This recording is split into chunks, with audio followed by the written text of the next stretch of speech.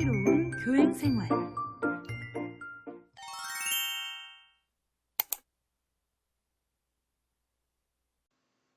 매달 1일부터 8일까지 급여의 큰 흐름에 대해서는 다른 영상이나 매뉴얼을 통해 많이 접했을 것으로 생각합니다. 이번 영상에서는 신규 공무원이 처음 급여 작업을 하는 과정에서 사소하지만 알면 도움되는 깨알 같은 팁을 한번 정리해 보겠습니다. 처음에는 기본적인 교특급여 흐름에 따라 살펴보려고 합니다. 나이스 월급여 탭에서 본격적인 급여 작업을 시작하기 앞서 나이스 복무 탭에서 교직원 복무 상황을 확인하고 또 집계하는 단계를 거친다는 점은 아시죠? 먼저 이 시간외 근무를 신청할 때 헷갈리기 쉬운 점입니다. 우리가 나이스 나의 메뉴에서 시간외 근무를 신청할 때 보면 이렇게 우측 상단에 초과 근무 종별이라는 박스가 있습니다. 이 체크박스를 클릭하면 시간외 근무, 야간 근무, 휴일 근무 이렇게 세 가지 옵션이 있는데요. 교사나 일반 공무원은 시간외 근무가 아닌 다른 항목을 선택할 필요가 없습니다. 야간 근무나 휴일 근무는 도서관 등 현업기관에서 근무하는 경우에 선택하는 항목입니다. 일반 공무원이 휴일에 시간외 근무를 할 때에는 초과 근무 시간 옆에 휴일 체크박스를 클릭해주면 됩니다. 일반 공무원이 초과 근무 종별에서 휴일 근무를 선택하게 되면 초과 근무 시간이 제대로 반영되지 않기 때문에 이 부분 미리 한번 체크하고 넘어갈 필요가 있습니다. 기관 공무원들에게 전체적으로 안내를 한번 해도 좋을 것 같습니다. 초과 근무 확인 탭에서 교직원의 전달 초과 근무 내역을 확인하고 저장한 이후에 초과 근무 월별 집계를 하게 됩니다.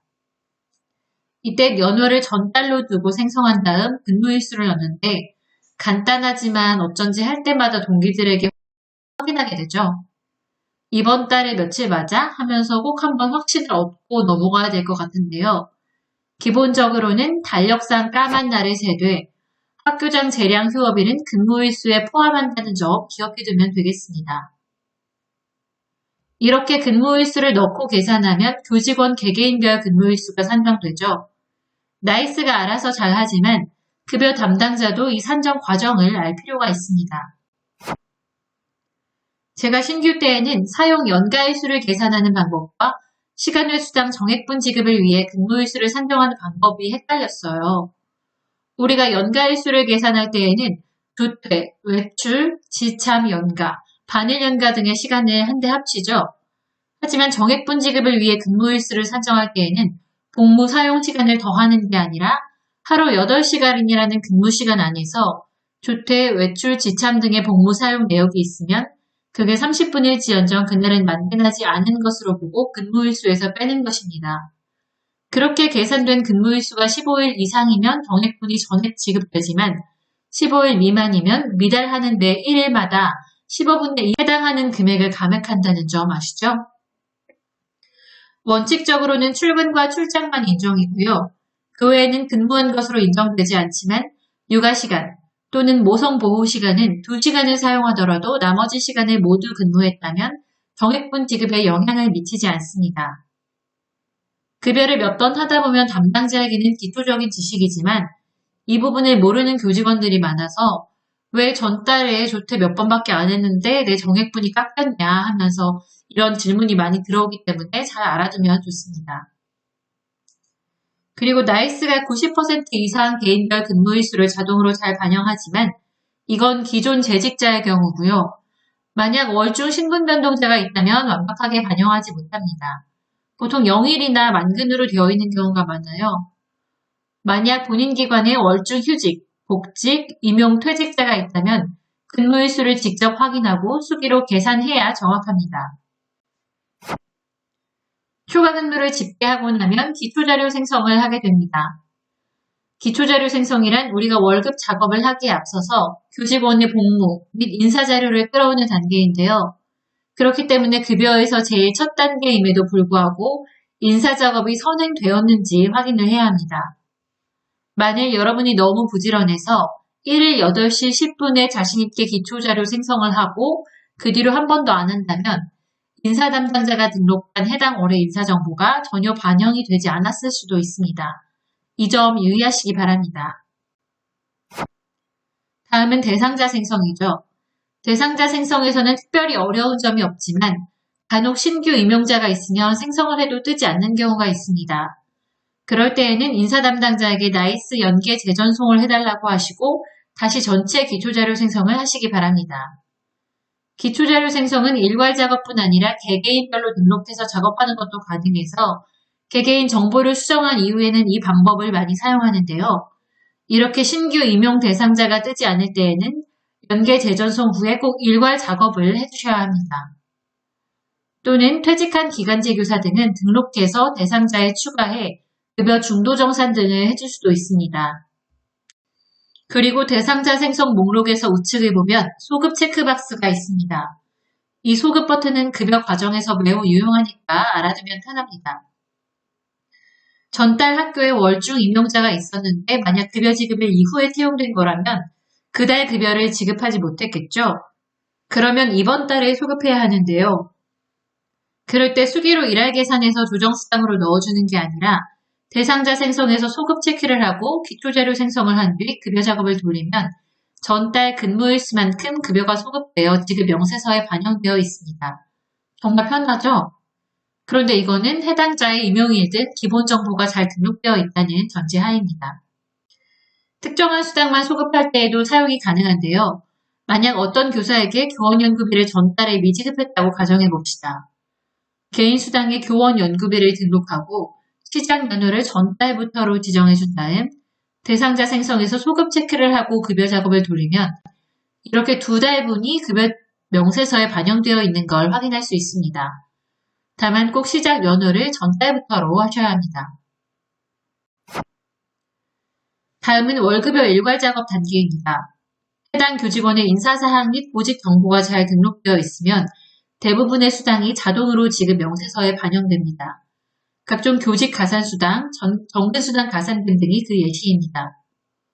부장교사와 부장담임은 보직 부분에서 나눠져 있기 때문에 이런 부분들 꼼꼼하게 체크할 필요가 있겠습니다. 하지만 간혹 담당자가 직접 확인해서 수기로 등록해줘야 하는 수당도 있는데요. 학교에게 수당이긴 하지만 교원연구비가 대표적이죠. 보직 구분이 교사라고 해서 저절로 뜨거나 만 5년 이상이 되었다고 저절로 금액이 변동되지 않기 때문에 근무년수나 보직 변경에 따라 확인을 해주셔야 합니다. 교특회계 수당 중에서는 관리업무수당, 겸임교감, 겸임교장수당 등이 있습니다. 겸임교장, 교감이라는 정보를 따로 등록하는 탭이 없기 때문에 담당자가 수당을 등록해줘야 하고요. 교장으로 첫 발령이 난 경우에도 담당자가 잊지 않고 수기로 관리업무수당을 등록해야 합니다. 다음은 담당자가 수당을 등록할 때의 팁입니다. 나이스 탭에 보면 개인수당과 조정수당이 있죠. 어떤 탭을 사용하시나요? 사람마다 다를 것 같은데 100% 정답은 없지만 조정수당과 개인수당은 그 활용 방법에 조금 차이가 있습니다. 아까 개인수당에 교원연구비를 입력하고 시작 연도를 전달로 설정한 다음 대상자 생성에서 소급 체크하고 작업하면 이번 달 교원연구비가 자동으로 소급되어 2배로 반영된다고 말씀드렸죠. 그런데 조정수당에서는 이렇게 처리되지 않습니다. 조정수당은 작성한 금액 그대로 지급명세서에 반영됩니다. 비슷한 예로 12월 3일 채용자가 있을 때 교원연구비를 일할에서 지급해야겠죠. 조정수당에는 내가 수기로 일할 계산한 금액을 입력해야 해요. 그런데 개인수당 탭에는 원금액 만약 55,000원이라고 하면 원금액 55,000원을 입력하면 수당이 자동으로 55,000 곱하기 3 마이너스 31로 일할 계산이 됩니다. 이 말은 무슨 뜻일까요? 만약에 여러분이 직접 수기로 일할 계산한 금액을 개인수당 탭에 등록하면 이중 일할 계산이 될 수도 있다는 건데요. 이 점 꼭 유의하시기 바랍니다.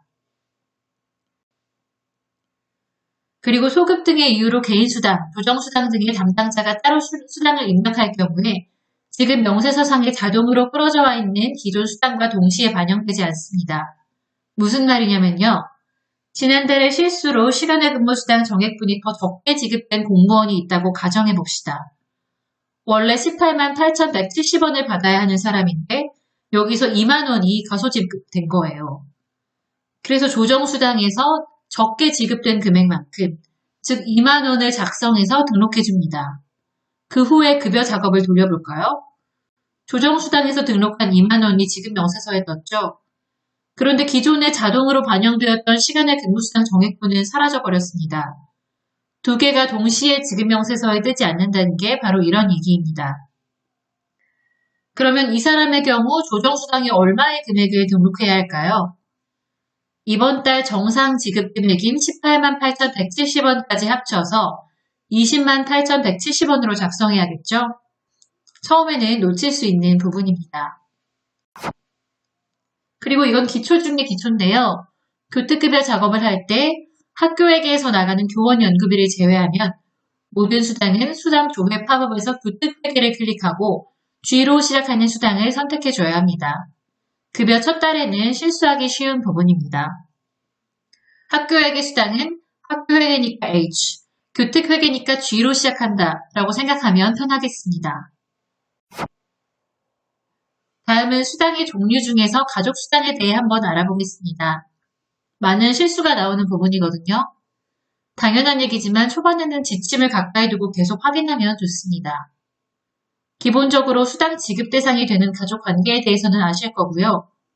그런데 이 지급 대상인 가족과 실제로 동거도 하고 등본에도 같이 기재되어 있어야 합니다.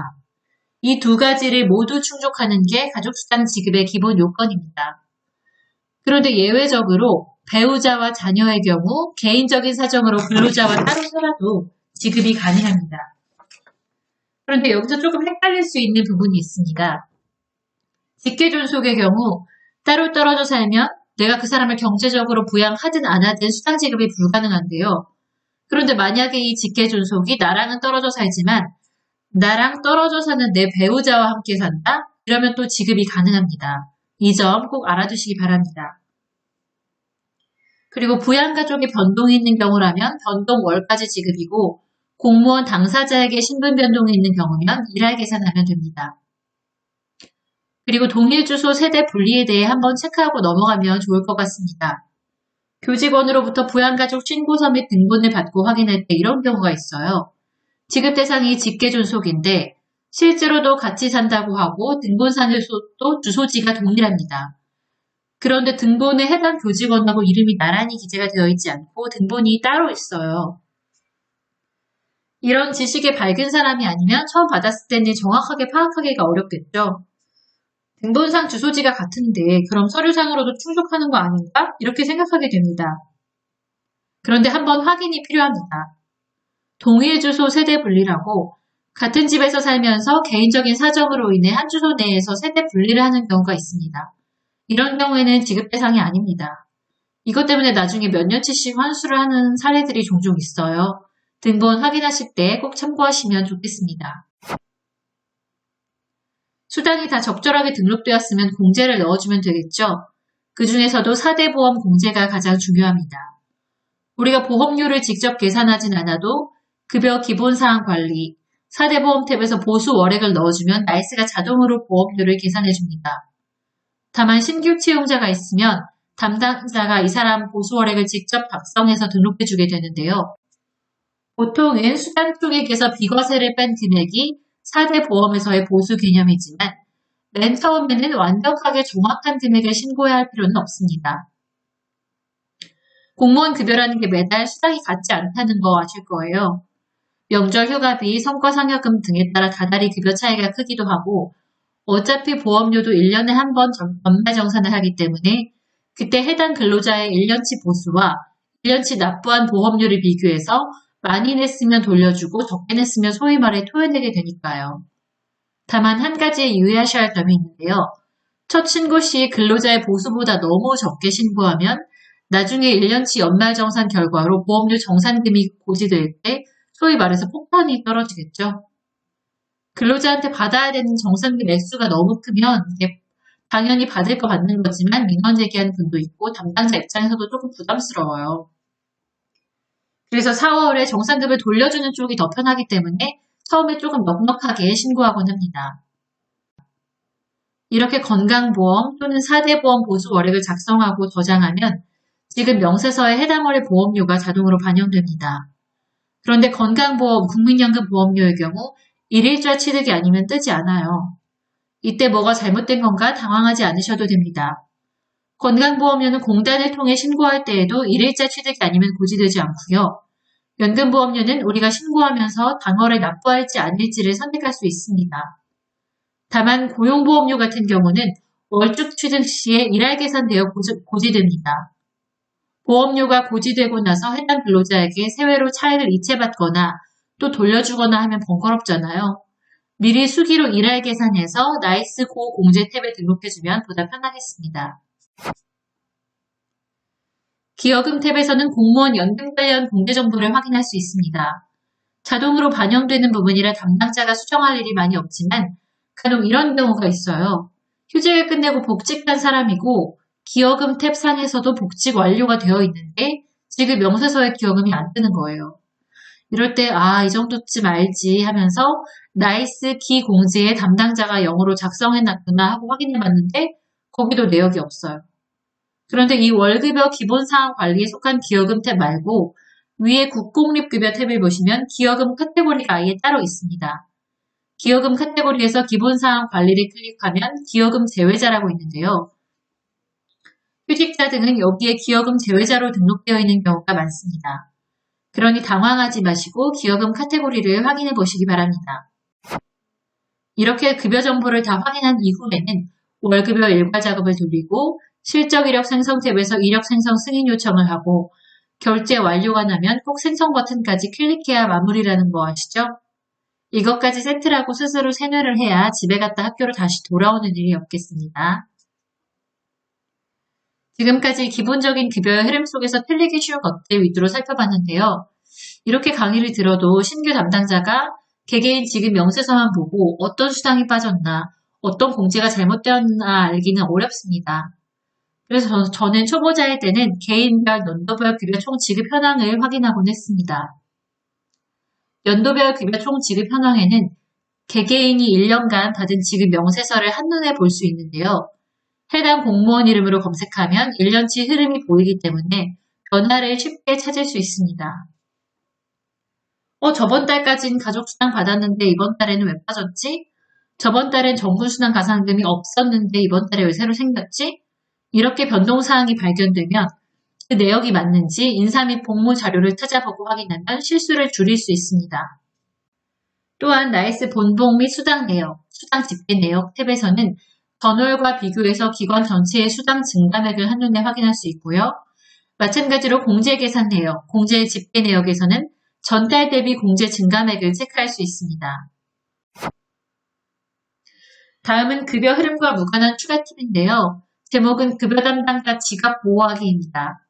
보호하기라고 하니까 거창한데 사소한 거예요. 우리가 급여를 배우는 동안 틀리기도 하고 수습하기도 하고 이런 과정이 자연스럽지만 그 와중에 과태료나 연체료 내는 일은 없어야 되겠죠?